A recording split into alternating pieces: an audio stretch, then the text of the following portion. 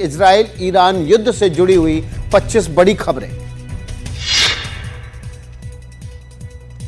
Iran के साथ साथ यमन ने भी इजराइल पर हमला किया है। आईडीएफ ने कहा है कि यमन से ड्रोन के जरिए हमले किए गए। हमले में यमन से आ रहे 3 ड्रोन को मार गिराया गया। इजराइल पर पलटवार करते हुए ईरान ने जो हमला किया उसमें 2 लोगों के मरने की खबर है। इजराइल का साथ देने वाले देशों को ईरान ने धमकी दी है। ईरान ने कहा है कि जो भी इजराइल का साथ देगा वो हमारा टारगेट होगा। अपनी रक्षा का हमें पूरा अधिकार। ईरान पर इजराइल द्वारा किए गए हमलों को लेकर ईरान ने कहा कम से कम 78 लोग मारे गए हैं। जवाबी कार्रवाई में 40 लोग घायल हुए।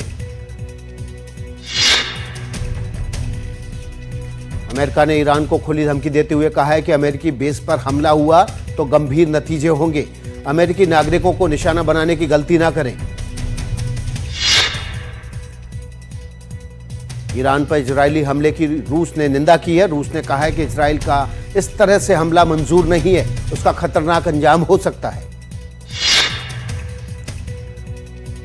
रूस के बाद ईरान को चीन का समर्थन मिला। चीन ने कहा कि इजराइल ने ईरान की संप्रभुता पर हमला किया है। इजराइल मिलिट्री एक्शन को रोके।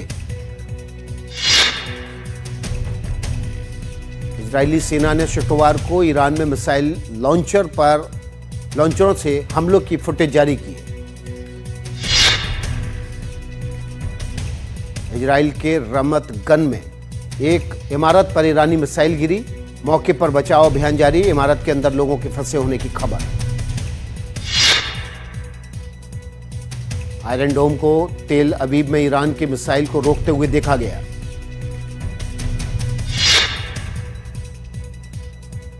इजराइल ने कहा कि ईरान ने मिसाइलें दागी और दूर से कम एक धमाके की आवाज सुनी गई।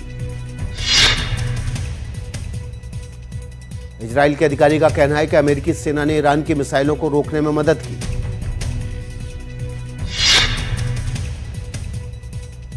इजराइल के प्रधानमंत्री बेंजामिन नेतन्याहू ने कहा है कि इस ऑपरेशन का उद्देश्य इस्लामिक शासन के परमाणु और बैलिस्टिक मिसाइल खतरे को विफल करना है। नेतन्याहू ने यह भी कहा कि जैसे जैसे हम अपना उद्देश्य प्राप्त करते हैं, हम ईरान के लोगों की आजादी का रास्ता भी साफ कर रहे हैं। आपके लिए खड़े होने और अपनी आवाज बुलंद करने का अवसर।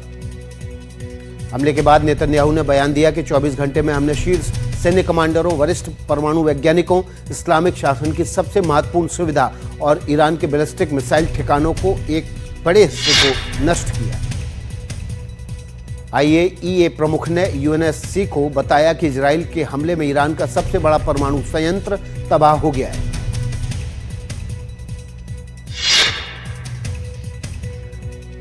आईएईए प्रमुख ने कहा कि इजराइल के हवाई हमले के बाद ईरान में नटानज परमाणु सुविधा केंद्र में रेडियोलॉजिकल और रासायनिक कंटेमिनेशन है।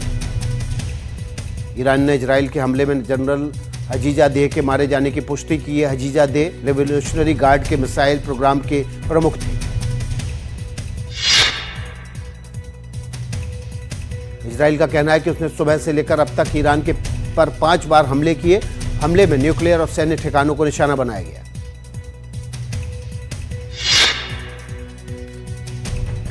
इजराइल ने ईरान पर हमले के इस ऑपरेशन राइजिंग लॉयन नाम दिया है।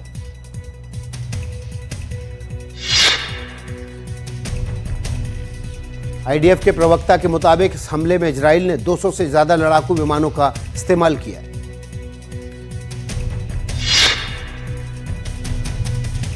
इजराइल के हमलों से ईरान में भारी नुकसान पहुंचा है। तेहरान में कई धमाकों की आवाजें सुनी गई।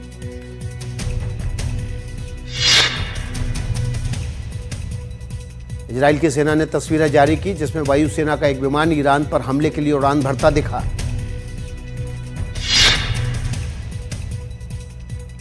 इजराइल ने देश में इमरजेंसी घोषित कर दी है और तेल अवीव के बेन गुरियन एयरपोर्ट को अगली सूचना तक के लिए बंद कर दिया है।